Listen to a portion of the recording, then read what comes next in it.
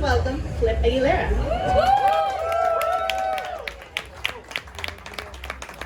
Let me get situated here. I need to grab my wand.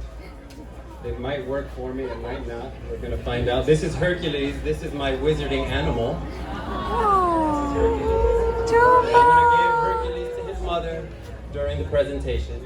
But Hercules and I would first like to give a special shout out to Melly and Laura. We love them. Thank you for giving us this space to be nerds every month.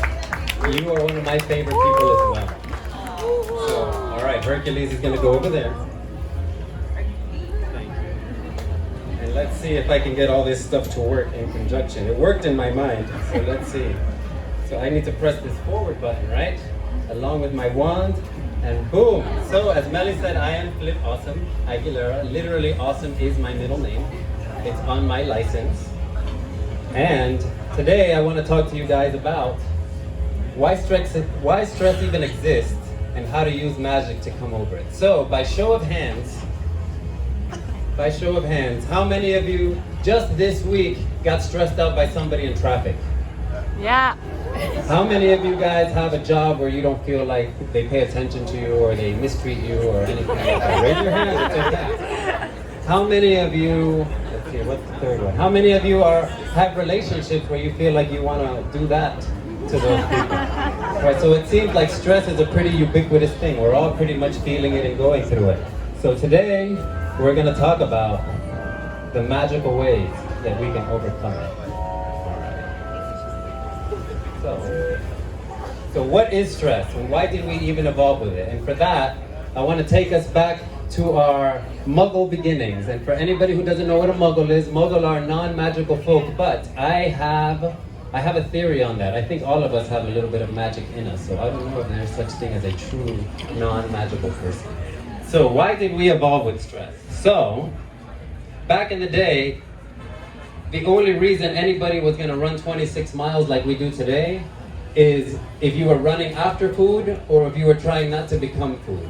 So that is when the stress response evolved. It evolved with us to be able to literally fight or flight. So it is well ingrained in our autonomic nervous system, and our autonomic nervous system has two parts. It has the fight or flight, or the rest and recover and digest. So you have the sympathetic system, which is your fight or flight, or you have the parasympathetic system, which is the part where you rest and digest. So the stress part is linked to your fight or flight system. And how many of you have seen Harry Potter out there? How many of you kind of know the story? So stress is like this guy coming after you all the time. And if you know anything about this guy, he's ripped his soul into a lot of pieces. They're called Horcruxes. So if you haven't seen Harry Potter, this guy rips his soul into pieces, and for you to be able to overcome him, you have to get over all of the pieces, find them, and destroy them. So this guy's coming after you all the time, and he wants you in your weakened state. So forget that guy. So this is Professor Robert Sapolsky, one of the leading stress experts in the whole entire world. And he is a Stanford neurobiologist in the Muggle world, but in the wizarding world, he is a traveling wizard, and what he does, one of the things he's known for, is he studies primate muggles, or as you guys like to call them, baboons, and he's taught us a lot about how our stress system is very similar to their stress system. So we're gonna bring him up a little bit later on. But before that, let me loosen this thing up because I'm gonna need to walk around now. All right. So, all right, let me put this back. I have a trick to play. So everybody with almonds, right? We all have our almonds. So I'm gonna count 3, 2, 1, and then everybody's gonna put their almonds in the air, all right? So 3, 2, 1. Everybody put the almonds in the air. Magic, right? So, the amygdala, every time anybody talks about the amygdala, they always say it's an almond-shaped part of your brain. So now you literally know what your amygdala kind of looks like inside of your brain. So now, if you want to put those nuts in your mouth, you're welcome to do that. So, something interesting about the amygdala that they found out in MRIs and fMRIs is that it fires before your prefrontal cortex. And your prefrontal cortex is the part of your brain that understands things. So it has a little bit of a spooky, magical ESP thing in that it's already waking up before your power of understanding what is going on. So it's kind of psychic in that way. So your amygdala sends energy to your brain that tells you to turn on your hypothalamic, pituitary, adrenal axis. And what ends up happening is here your brain, your hypothalamus sends a signal to your brain to go to your kidneys to release what are called glucocorticoids. And some of the glucocorticoids that you release are cortisol, which we're going to talk about a little bit today, and adrenaline. And then those glucocorticoids come over to your lungs and tell them expand because we need more air. They go over to your heart and say beat faster because we need that air to get into the blood and go through the your vessels so that you can either fight or flight. So the point is, you're using a lot of energy when it comes to the fight or flight system. And that's how it's supposed to work in an acute system. But today, in our world of chronic stress, these things are always on. So now I want to tell you a little bit about cortisol and carbs, because everybody loves carbs, right? So why do we love carbs so much? So thank you, DJ Hopman. So to explain carbs, I'd like to first say I love these South Florida winters where we can just be dressed in a very light clothing. We don't need a lot of layers. I actually chose to wear my robe. Sometimes I don't wear anything under the robe, but since I came out tonight, I decided I should put something else on under it. But back at Hogwarts during the winter, it's really cold. So I'm going to take you back to Hogwarts. We're sitting in our common room. If we want fire, we can wave our wands and we bring a big piece of log into the fireplace to burn. Fat burns like that log. It's a continuous, steady form of energy. Carbs burns like matches. So think of just fast, that's how carbs burn. So when this system turns on, it wants fast energy. So what do you think it's like living in a world where we have chronic stress, where this system is on all the time? It's gonna make you crave a whole lot of these, right? And we live in a world where you just can't get enough carbs.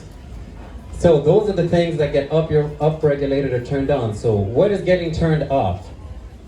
So your immune system, when you stress out, at the very beginning it goes up, but with chronic stress, it goes down.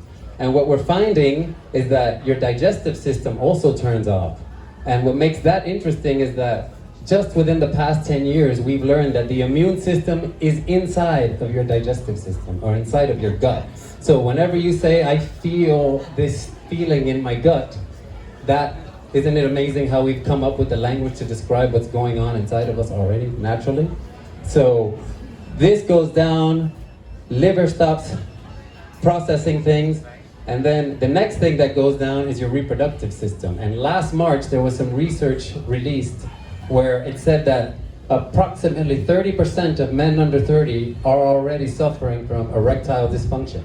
So guys, we need to get our stress in check because ladies don't want to hear any of that shit. Nobody's got time for that, as they say. So now, the last thing is the reproductive system. So ladies, or people, how many of us, by show of hands, know somebody who's done IVF or is in an IVF kind of process? So now you see this system is turning down, and one of the fastest growing parts of the medical field is IVF. So what is stress doing to us that we can't even procreate easily anymore? So let's keep that in mind as we try to change our relationship with stress. Because remember, this guy's coming after you, and he wants you in your weakened state. So this is Professor Sir Michael Marmot, and he is also a wizard, and he is in charge of Muggle studies at Hogwarts. But here in the not the United States, he actually works in the United Kingdom, and he is in charge of the Whitehall study, which has been going on for over 40 years and has had 28,000 subjects to study. And what he's kind of put together is the link between rank and stress. So stress has an effect on you depending on where you are in the hierarchical system of your life. So if you feel like you're at the lowest part, you have a bigger stress response. So what they study are civil servants in the United Kingdom, and what makes that interesting is that in the UK there's two things taken care of that are not taken care of here in the United States. And that is that everybody makes a living wage if you work for the civil service, and everybody has the same medical system because they have universal health care. So it's not that the people that have more money are getting much better health care, and it's not that everybody's broke on the street and stressing out because they don't at least have food and shelter. So what he showed is that position in your hierarchy is related to your quality of life. Where you gain weight, so if you gain weight in the middle of your stomach, if you start to accumulate more weight there, that is a more stressful place for your body to have that weight.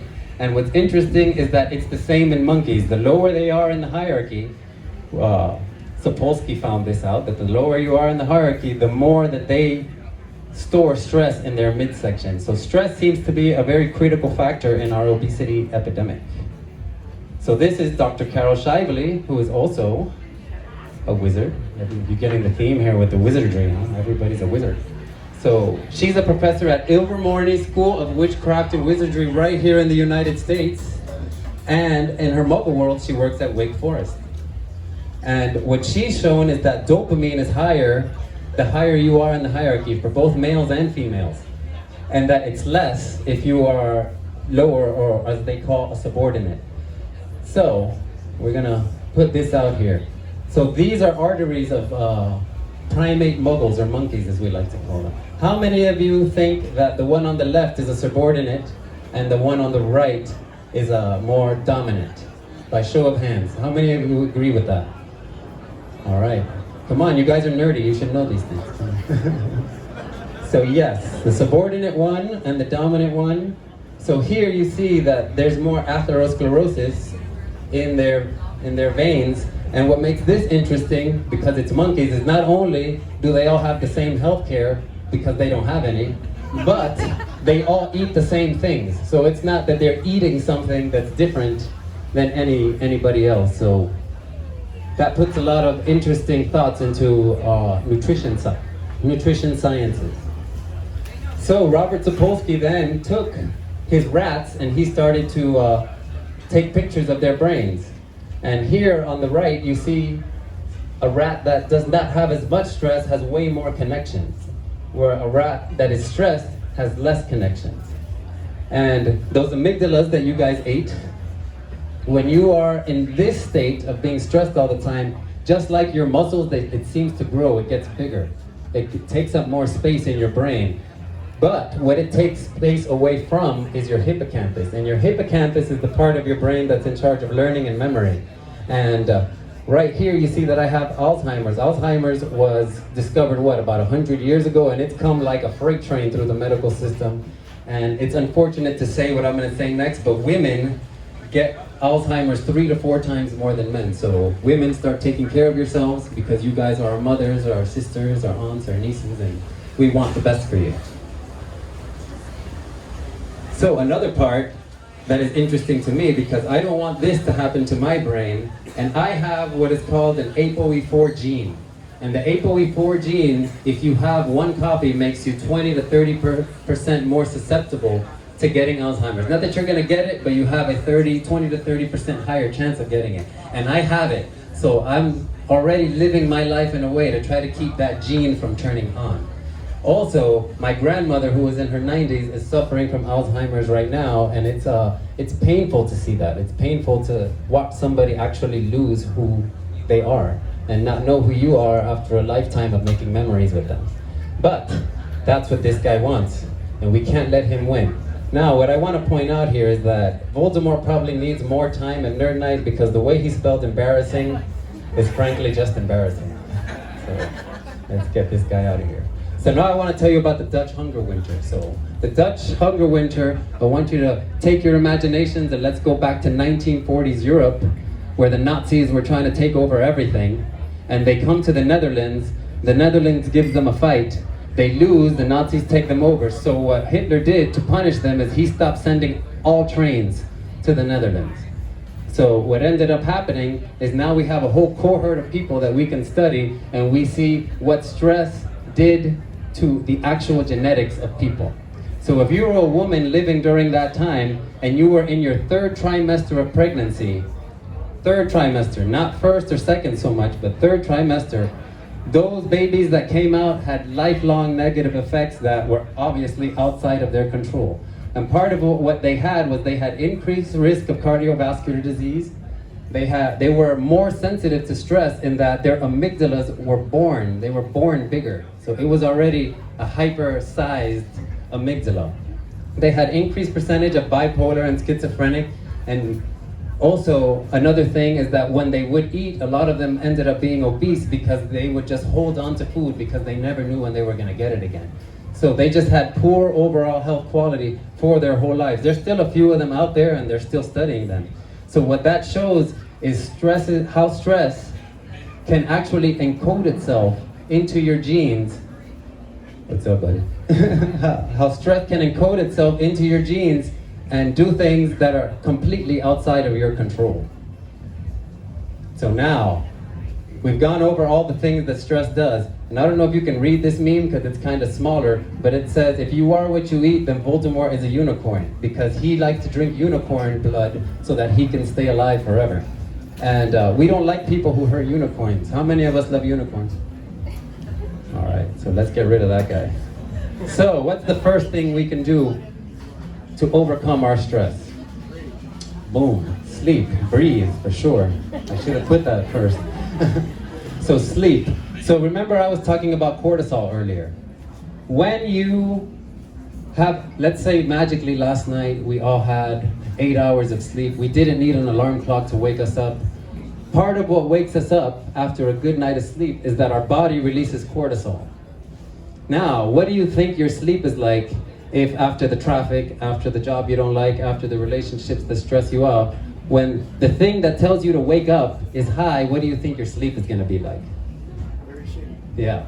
So we live in a society of people that have shitty sleep. And if you have shitty sleep, that is literally just count the days and quality off of your life at the end.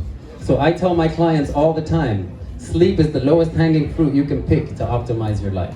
So let's get better sleep. If you need help with that, call me. We can get that in a much better order. So next thing we can do is purposeful movement. So notice I did not say exercise.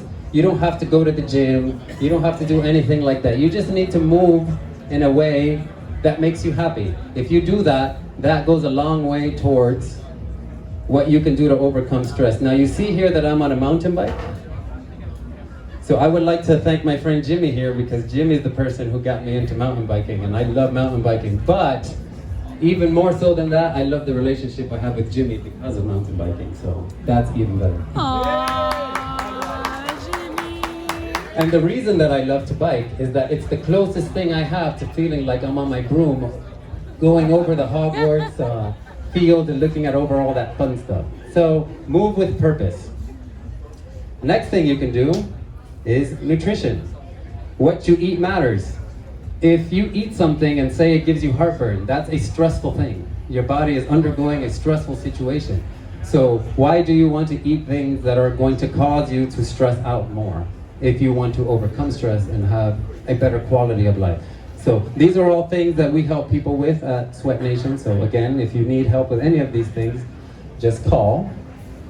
So next, you guys have this part down because you're all here in Nerd Night. So I am a Ravenclaw. We have any other Ravenclaws out here? Yes, I love the Ravenclaws. Gryffindor, Slytherins, the evil ones, they're loud. And Hufflepuff, the nice one, yeah. So we love all the houses of Hogwarts, but learning keeps your synapses deeper, and it's just a good way to overcome stress. If you're thinking about something you're learning, what you're not doing is thinking about something that stresses you out. All right, so next we have technology. So a few Nerd Nights ago we had a young lady up here talking about CRISPR. Was anybody here for that one? Yeah. So CRISPR is a gene editing technology. So let's say those people who had the Dutch hunger winter situation. Now with this technology that is in its infancy, we still need to keep learning more about it. You can literally inject those people with the genes that they need to cut those bad genes out and then replace with the genes that you want in. So that's the power of technology and CRISPR, and this is just at its infancy. This is going to literally probably change the world. And here, you see this is what's called the Phthalate ganglion block. So So your stellate ganglion is literally part of your sympathetic nervous system. It is part of your fight or flight system. So people who have severe PTSD coming back from war and they just have severe PTSD, they give them this stellate ganglion block, and what they do is they take anesthesia and literally stick it into your stellate ganglia and numb it, and what they say they feel is literally instant relief of their symptoms, which finally gives their amygdala time to turn off.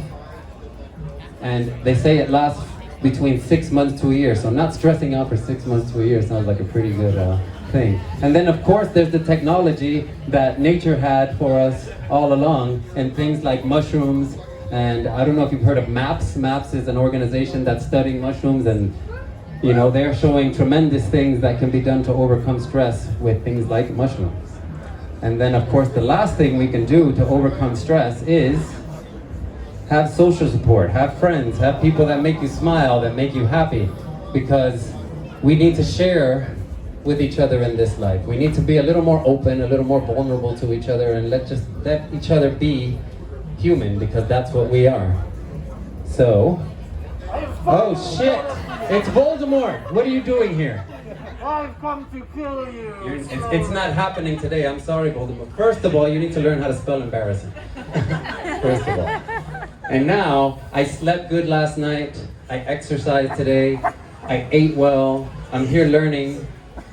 I took a whole shit ton of mushrooms last weekend. And I have all the social support of all my friends here at Nerd Night. So what are you gonna do? What are you gonna do? You want some? You better get out of here. So Voldemort is gone. Get out of here. Alright, so I am Flip Aguilera. Thank you very much for your time and attention. It is the greatest gift we can give each other. I am founder of Sweat Nation, Holistic Health Coaches. You can find me at sweatnation.world. Flip Aguilera on Facebook, at Flip Awesome Aguilera at Instagram, and that's all I have for you. Here's to a better relationship with all of us and to spreading more peace, love, and smiles. So now I'm supposed to ask if anybody has questions. Any questions? Questions? So we have one back there. Do you think that Alzheimer's is tied in with narcissistic personality disorder? She's asking if Alzheimer's is tied in with narcissistic. They seem to act the same. Well, you know, the thing, if you want to take the stress angle from it, the thing is narcissists are strange and interesting people to study, right? Because they literally get off on making other people feel bad. And they don't feel stressed by that. So, and they're stuck in a very interesting cycle of pattern with that. So I don't have an answer to that question, but that is a very good question that we should probably look into. So my thing is not a question, but it's just more of a, maybe it may help people here, but from my end, stress, I don't remember it being really a thing, like maybe 20 years ago, right? You never used to hear that much, right? Excited, maybe because I was younger, but so what I've done with it is I just took the word completely out of my vocabulary. So if it doesn't exist as a feeling or as a thought or as a word, then it doesn't exist, right?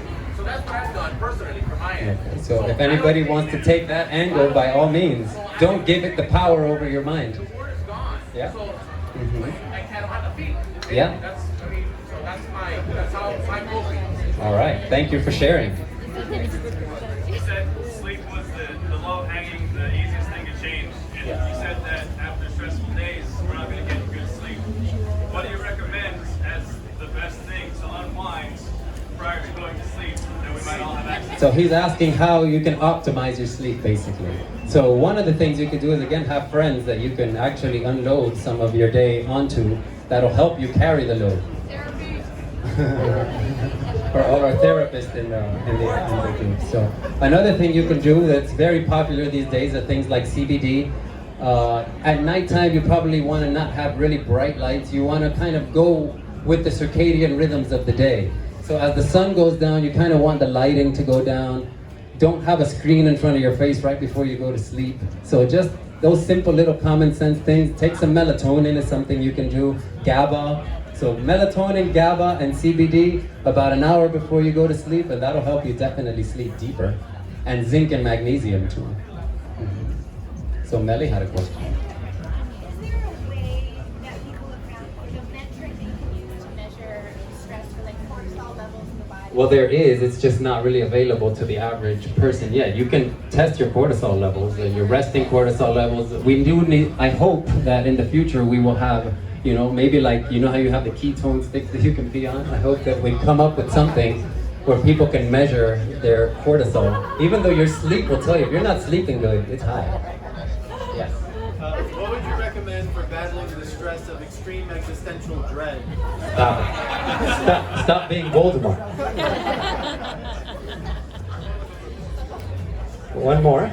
Last question. Do you think that selfies cause stress? Do I think what? Selfies. Selfies cause stress.